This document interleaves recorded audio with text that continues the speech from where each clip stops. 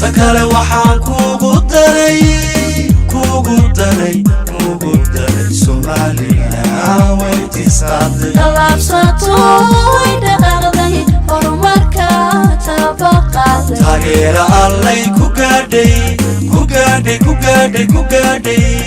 taageera allay ku gaadhay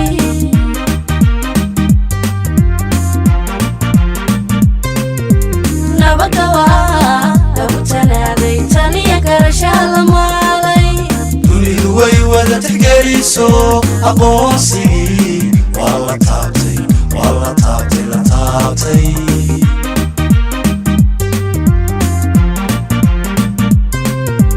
nabadawa lagu tanaaday taniya garashaalmaalay dunidu way wada tixgeliso aqoonsigii waa la taabtay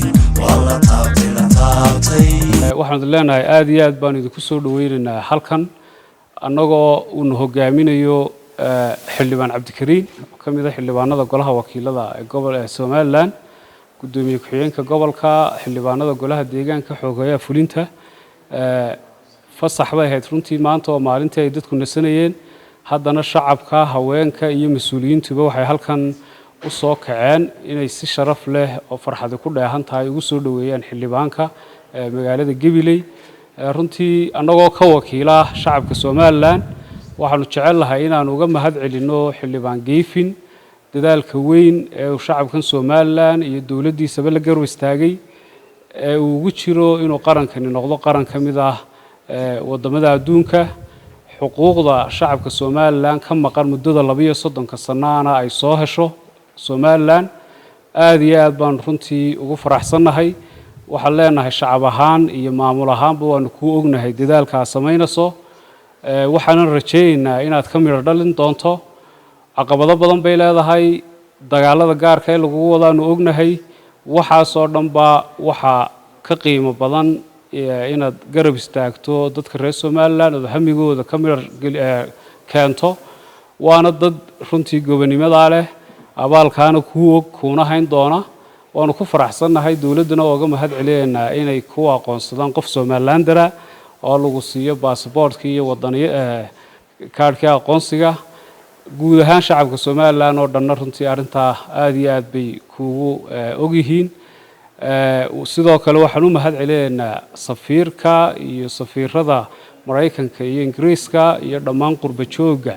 kala shaqeynaya arintan runtii iyo dadaaladan loogu jiro aqoonsiga Jamhuuriyadda Somaliland iyo gacmo furan baan kugu soo dhaweynaynaa ku soo dhawo Somaliland baan ku leenahay anigoo ku hadlaya magaca xildhibaanka ku matala deegaankan golaha wakiilada Somaliland sidaas sharafta leh ee qiimaha la soo dhaweyseen aad iyo aad baad ugu mahadsantihiin qadiyada dadkani runtii 32 sano ay soo halgamayeen dadkan waa dad adkaysi leh samirkeeda leh dulqaadkeeda leh 32 sanaba dadaalkooda iyo waxa weey runtii kartidooda iyo adkaysigooda ku soo bandhigay nidaam dawladnimo oo shaqeynaya iyo hay'ado qaran oo dawladeed oo dhisan oo dhammaan qaybihii dawladda u baahnayd iyo hay'adihii kale ee caawinaya nidaamka dawladnimada dadka reer Somaliland ee runtii hab fikirkaasi iyo dawladnimada dhistay ay ugu adeegaan marka Somaliland xaq bay ugu leedahay adduunyada in la aqoonsado inay kursigeeda ay ku leedahay hay'adaha qaramada midoobay midowga Afrika iyo waxa weey ururada kale caalamiga ah Somaliland waxay leedahay taariikh dheer oo ka dhaxaysa Somaliland iyo Ingiriiska runtii waxa weey taas waxay muujinaysaa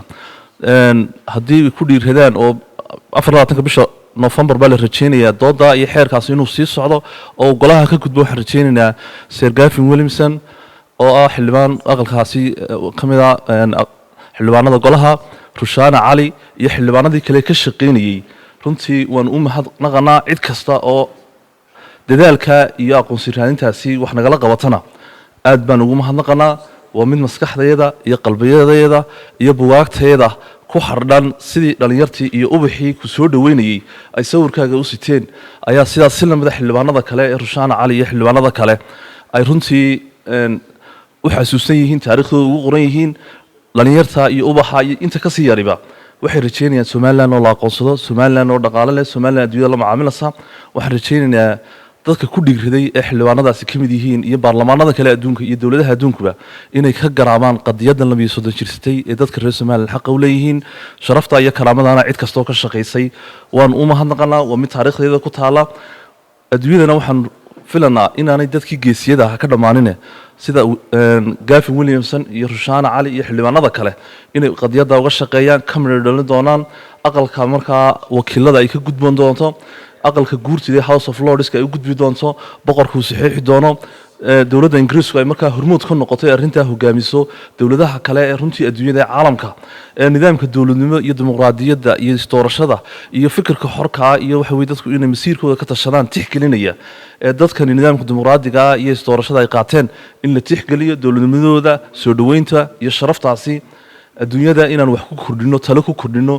kursigaan xaq u leenahay qaramada midoobay waxaan ku fadhiisano shaqo lahaydeen aad iyo aad waxaan ugu mahadnaqayaa maxamed amiin meeyarka degmada Gabiley xildhibaanada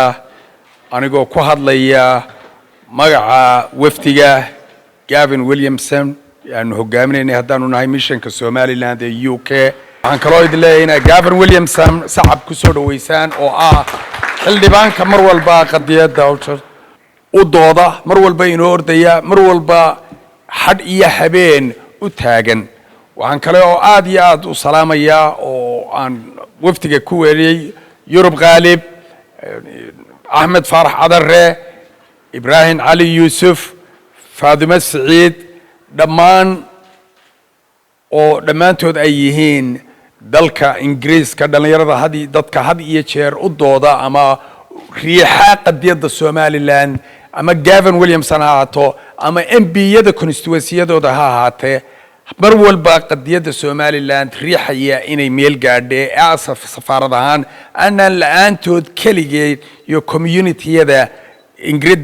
dalka Ingiriiska jooga ama UK aad iyo aad u badan aanan la'aantood maanta Gavin Williamson halkan keenin qadiyadeennuna aanay 4 June aan biilkii koowaad readingiisii aan la gelin insha Allah kuwa kale soo socdana halka ayay nagala gelayaan community-ga idinkuna waxaan ugu taageertaan sacabka iyo kalsoonida amaanta Gabiley naga tusteen oo kale